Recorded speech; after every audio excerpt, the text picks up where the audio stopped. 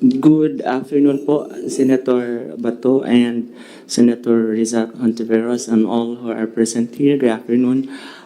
Base po ito sa mga nakalap na mga testimonies ng mga witnesses. Kaya kinukulate namin para ma-establish natin yung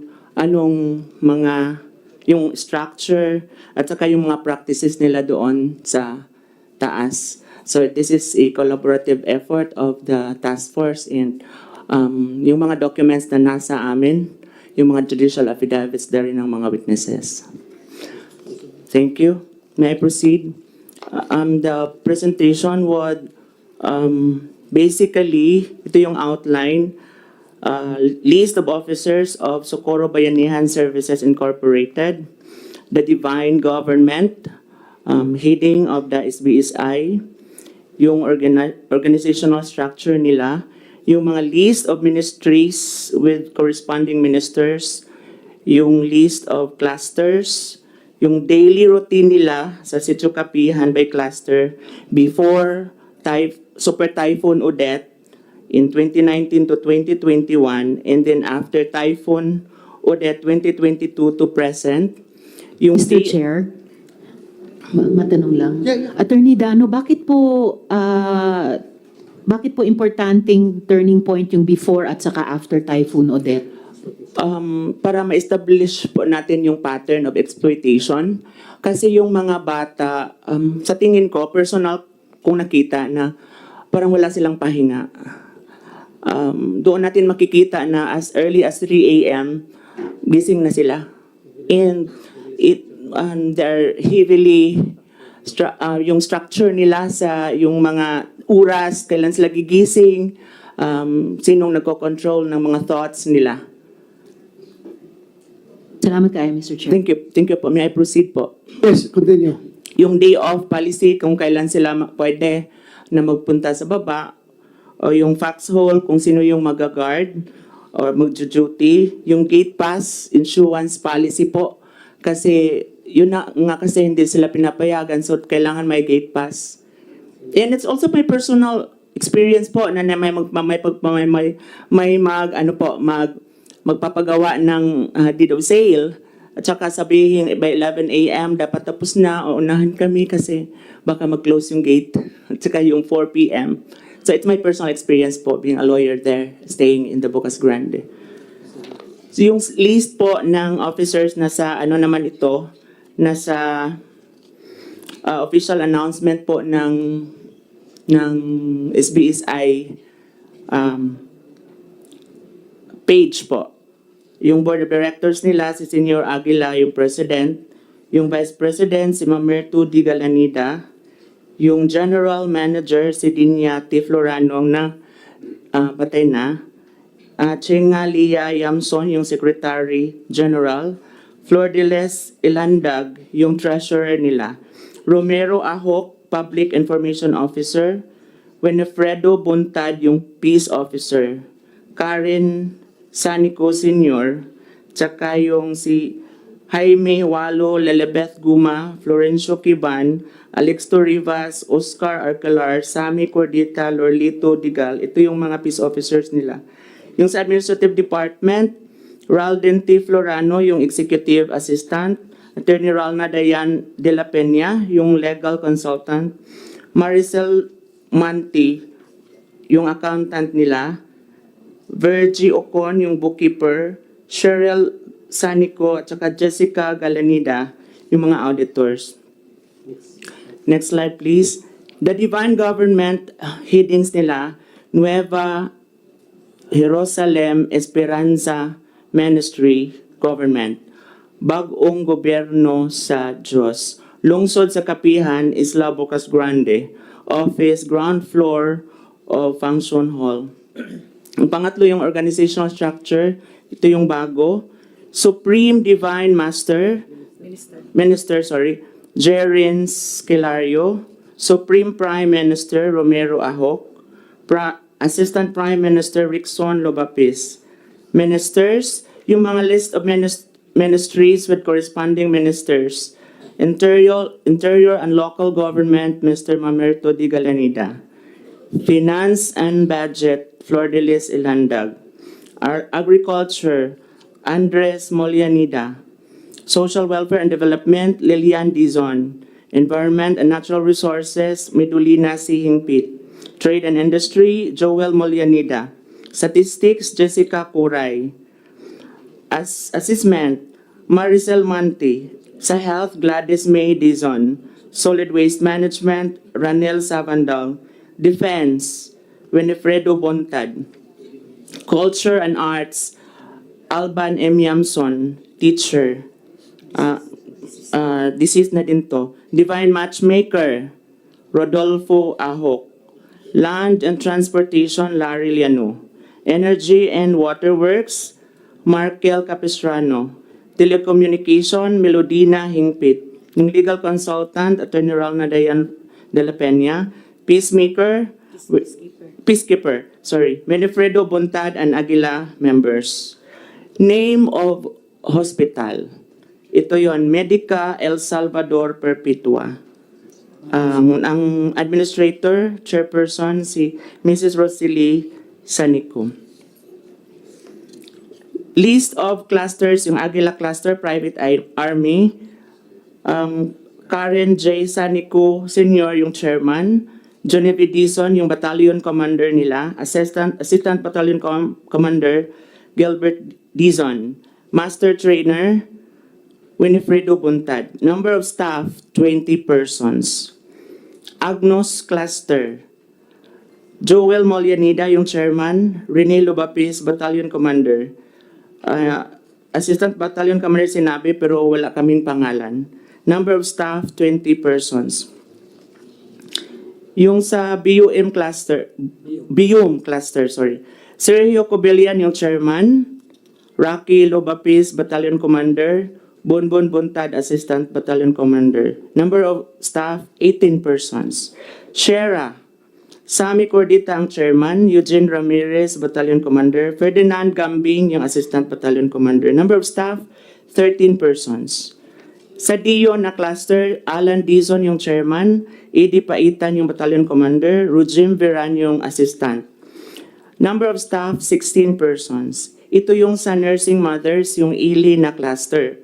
Maritis Hostol yung chairperson, Jinky Api, battalion commander, Romil Api, assistant battalion commander. Number of staff, 16 persons. Mr. Chair, Attorney Dano, Ellie Cluster Nursing Mothers, Yes, mga po. breastfeeding mothers na nagte-training din at nagsiserve sa Soldiers of God. Yes, ito po sila. May cluster din po Yung ang mga nanay. number of staff nila, 16 persons. Yes po. Pero yung number of members bawat cluster, Marami siguro hindi namin alam ang hindi numbers. nyo alam. Hindi pa More or namin. less, tingin nyo. Well, Okay. kasi ang natandaan ko 1,303 children.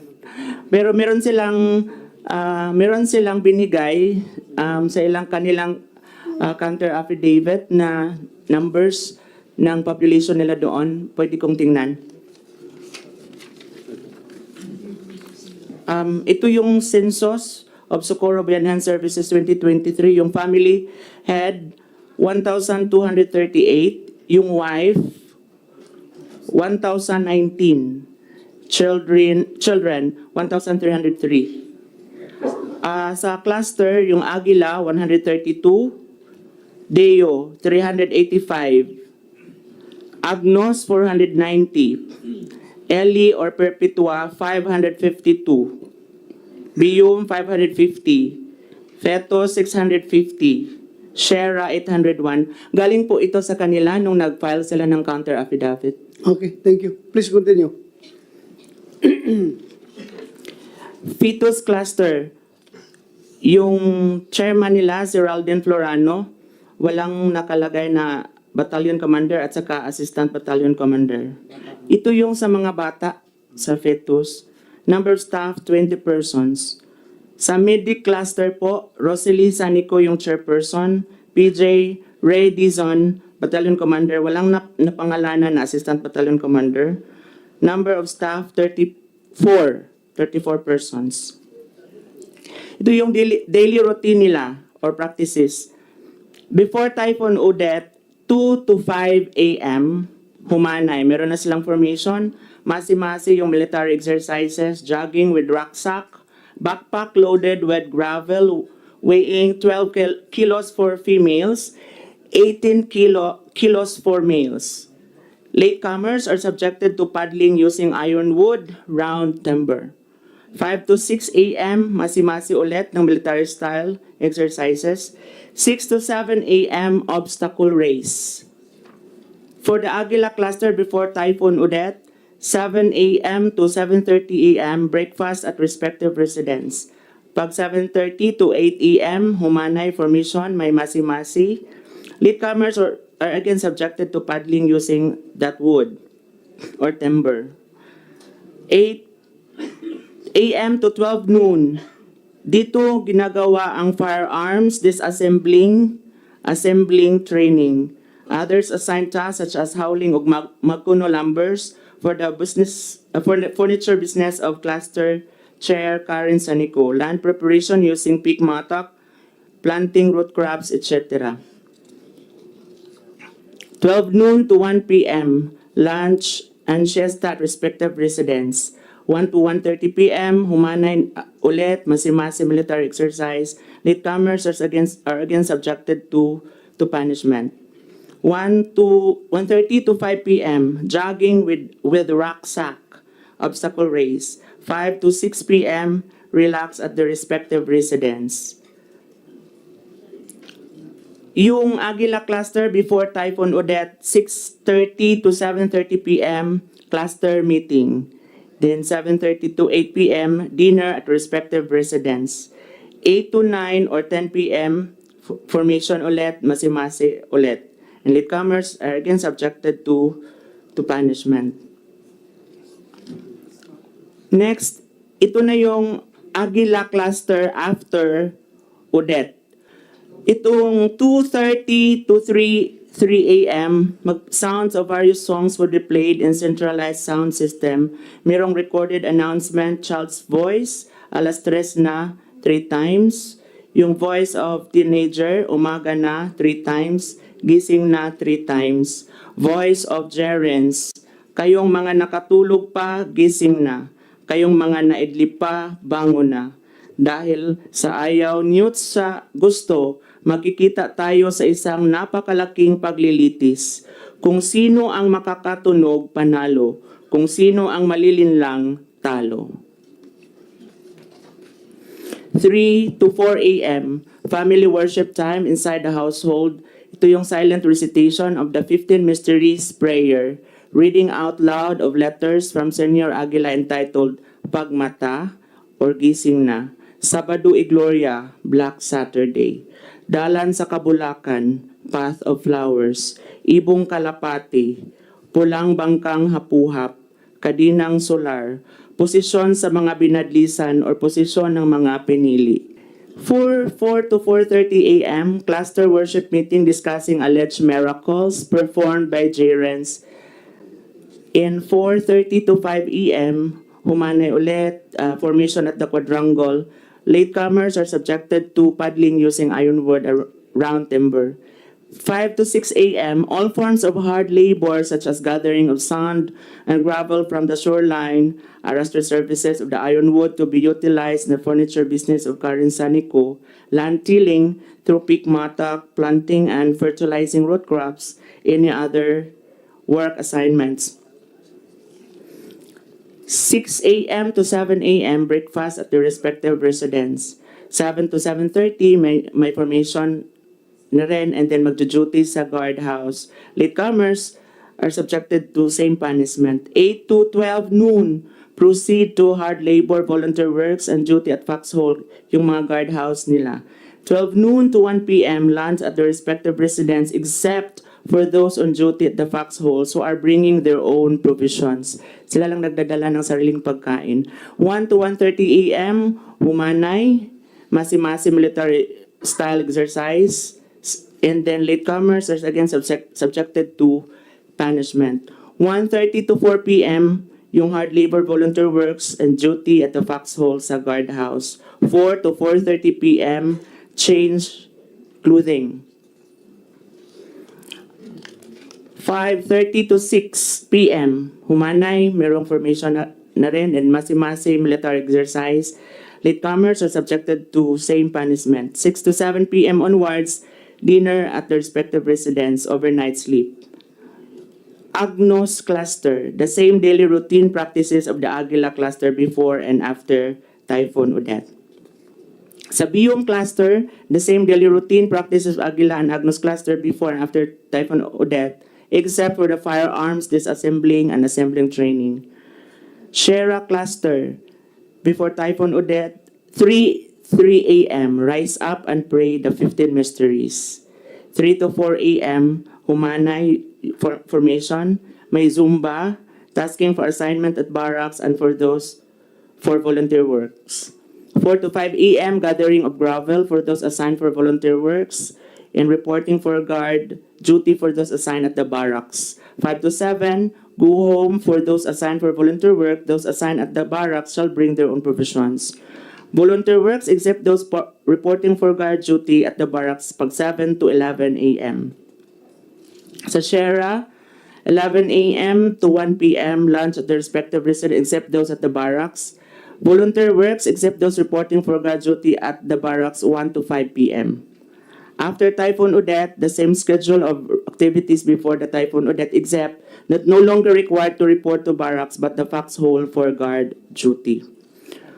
Sa DU cluster, 3 a.m. to 4 a.m., the same early morning prayer activities with other clusters. 4 to 5 a.m., minor exercises. 5 to 7 a.m., household chores and breakfast. 7 a.m. to 4 p.m., females report for duty at the foxhole. Males pound rocks for gravel. 4 to 4 a.m., males report for duty at the foxhole. Nursing mothers, yung LE clusters, 3 to 4 a.m., the same early morning prayer activities with other clusters. 4 to 5 a.m., minor exercises. 5 to 7 a.m., yung household chores nila and breakfast. 7 to 4 p.m., females whose child have reached 3 years old shall report for duty at the foxhole. 4 p.m. to 4 a.m., male staff of LE cluster report for duty at the foxhole. Note that LE cluster was disbanded after Typhoon Odette. The members were reassigned to the cluster of their respective spouses. Fetus, yung fetus cluster, yung children, 3 to 4 a.m. The same early morning prayer activities with other clusters. 4 to 5 a.m., minor exercises. 5 to 7 a.m., household chores nila and breakfast. In classification, ito yung mga classification ng fetus clusters. Twinklers fetus, 5 to 7 years old. Cubs fetus, 8 to 10 years old.